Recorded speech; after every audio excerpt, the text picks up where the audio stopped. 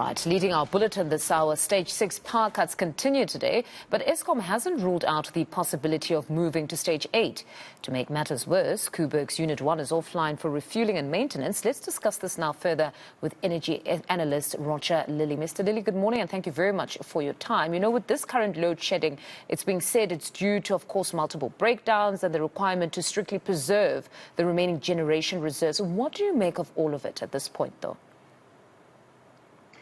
Yes, good morning to you and your listeners. Thank you for inviting me to your show. Look, the situation is the same as it's been since 2008. We have load shedding because of persistent shortage of generating capacity. Eskom has, on paper, about 49,000 megawatts of generating capacity in its fleet, including imports that it gets from Mozambique and elsewhere. But we're down now to about 23 or 24,000 megawatts of actual available capacity. So we have a very serious problem. We have too many power station units offline all at the same time. And in fact, Eskom is now saying that they're not going to take Koeberg's Unit 1 offline. Yes, until they're going to keep that 900 megawatts going. So would that help in any way? Apologies for interjecting. Would that help in any way? Because nevertheless, it was planned that Koeberg Unit 1 would be going offline, so it might be going a bit later on. But that's 920 megawatts that would be removed from the grid. Yes, so that's almost an extra stage. Each stage is approximately 1,000 megawatts. So if you can preserve that 900, then it keeps us maybe at stage 7 instead of stage 8, for instance. But you know, the picture is bigger than this. It's more dire than this. Eskom's been here before, but it's always been able to rely on its diesel-powered peaking generating plant to help buffer some of that load shedding. Today, we can't do that anymore because they've run out of money for diesel. So now they can't even run those emergency plants. So we really are getting closer and closer to the precipice. Where suddenly I think we're going to find ourselves without any electricity for an extended period. And it is remarkable and very disheartening that we don't see some kind of emergency being stated by the government. This has been going on for years and years and years, and all we get are platitudes about how renewables aren't suitable for South Africa and all this sort of nonsense that we hear from the ministers, instead of actually taking the bull by the horns and doing something about it proactively. Now, apparently the minister is going to be signing another 15 independent power producer agreements today. Yes. Perhaps he's already done so. That's going to give us another 2,500 megawatts roughly, but it takes 2 years before we'll get it.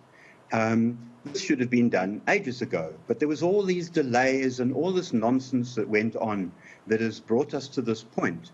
And still to this day, we are not seeing prosecution of people that have actually incurred this problem. This problem is akin to state capture in the sense that it has undermined the ability of the government's national development plan to actually move forward. And that should have been taken far more seriously and far earlier. And something really drastic has to be done. I think laws have to be changed.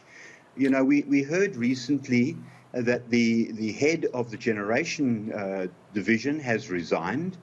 And in his resignation interview on your channel, he made clear that there are acts of sabotage going on because people are told that they will keep their jobs, you see, because the contractor will get another contract to repair what the contractor has just broken. Now, to me, this is completely unacceptable and needs to be addressed. And the only way you can address this is by taking drastic action against people visibly so that the whole country sees that it's happening, so that people actually become afraid to do these kind of things. At the moment, you can do what you like and just get away with it, it seems. But it seems there is some sort of process to bring those crooks to book, because some of them have been arrested, even those that have been stealing coal and swapping it at some point and taking poor quality coal to the stations. All of that has some sort of a criminal network that has been happening is what it seems that the leaders at Eskom are actually having to contend with beyond just generating electricity. They're dealing with a deep-rooted level of corruption. So when you hear a minister, though, last week we would have heard a minister stating that we don't need somebody who's going to be a policeman at Eskom in the form of Andre Derrida. We need somebody that's going to assist with generating electricity. But does it not start with policing and dealing with the issues that have brought us to this point, then going on to actually doing what you were meant to do, which is to generate electricity?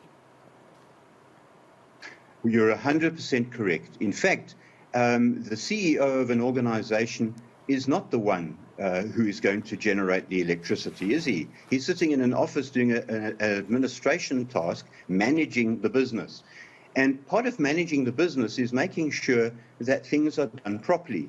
And so if you have criminality on board, then obviously he's got to address that. And whether you call him a policeman or anything else is just an insult. I don't understand the minister's perspective one bit. It just smacks of racism to me. Because, I mean, we really got to this point because of that criminality and the corruption of people that were getting contracts, and then they would tell those inside to break other things inside the machines, and then they come back again to repair. So if you're going to be solely focused on just generating power, what happens when you still have the criminals within the system? You'll find yourself having these many different stages. Correct. And Mr. Matabula, in his resignation interview, made it clear that this criminality at Eskom will continue until the state does something about it. And right now, I don't see the state doing anything about it. These prosecutions should be fast-tracked, put other things aside, focus on this. Focus on this heavily. Make it so obvious that the government and the judiciary are so anti-load shedding that they will move heaven and hell to make sure that this stops and stops now. I don't see any of that happening. I'm sorry, but I don't. I just don't see a sense of urgency. And perhaps it's because the government ministers probably never suffer from load shedding themselves, and they're probably cushioned from it. So it doesn't matter to them, perhaps. I don't know. But it's battering the economy. But in an ideal situation, we should have unplanned outages kept below 13,000 megawatts. Or we can have billions that are set aside for diesel. It doesn't seem like we have any of those. So what is our reality going forward? Our reality going forward, sad to say, is going to have to be in the hands of the private sector. The private sector can generate electricity for us on time, on budget, absolutely giving us exactly what we were expecting. So if they claim they're going to give us 2,600 megawatts, you can be sure you're going to get 2,600 megawatts. And they do it within the time frame, and they do it on budget. So now the interesting thing is, just drawing a parallel to that, if I may, for a moment, yesterday I heard an announcement on a radio station where the Minister of Health admitted that we don't have enough state-owned ambulances. But don't worry, he told the ministers, I've made an arrangement with Netcare 911 who can provide the additional ambulances for us. So there again, immediately we see the private sector coming on board, assisting the state. At what cost? What's this telling me? Sure, there's a cost. Of course there's a cost. But, you know, at the end of the day, at the moment, we're paying high prices for electricity and we're not getting any. And electricity is going to go up significantly. Eskom are asking for a 38% increase in tariffs, which is ludicrous. They claim that they need a cost-reflective tariff, which is fine, except that the costs are inflated because of crime, because of these corruption acts, because of sabotage, because of things being purchased at ridiculously inflated prices. We've all seen all this evidence. So something should be done at government level. Government owns Eskom. Government is solely responsible for the electricity generation. There's one minister whose single role is to make sure that South Africa has the energy it needs. That's why he's called the energy minister. but I don't see him acting anywhere near with the kind of force and the kind of focus that is needed here.